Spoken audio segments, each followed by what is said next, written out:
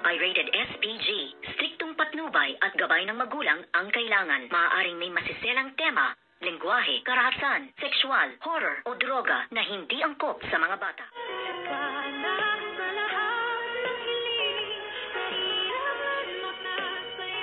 Good afternoon and welcome sa aking munting channel, at dito nga ay unti-unti nang nakikita ni Doktora Annalyn Santos ang tunay at totoong ugali nga dito ni Doc Carlos Benitez na parehas lang kay Moira at sa kanyang anak na si Zoe. Talagang dito nga nagmana ang anak ng si Zoe sa tunay na ugali nga dito ni Doc Carlos Benitez na traidor at pailalim kung tumira.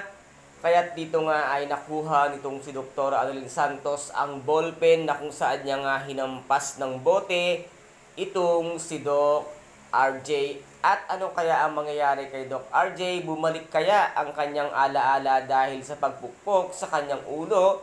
Dito niya kaya na maalala kung sino at ano ang totoong siya, at dito niya kaya din maalala na hindi niya pala anak itong si Zoe. Ano kaya ngayon ang mangyayari kay Doc RJ once na malaman niya nga ang katotohanan at bumalik ang alaala ni Doc RJ na ang tunay palang ama nitong si Zoe ay si Carlos? Ano rin kaya ang gagawin ni Miss Lynette Santos once na mabunyag na ang katotohanan?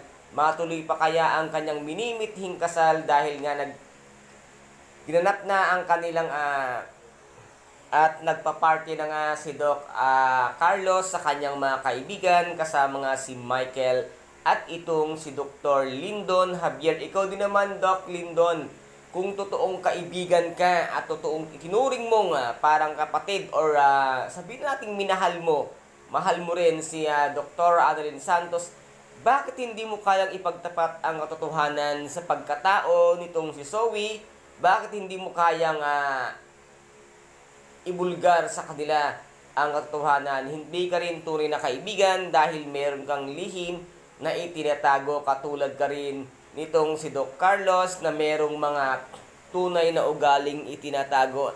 At dito nga ay magagalit itong si Don Pepe at si Miss Gisela Tanyag sa mangyayari nga ang ginawa dito ni Carlos kay Doc RJ sa pagpukpok niya ng bote sa kanyang batok.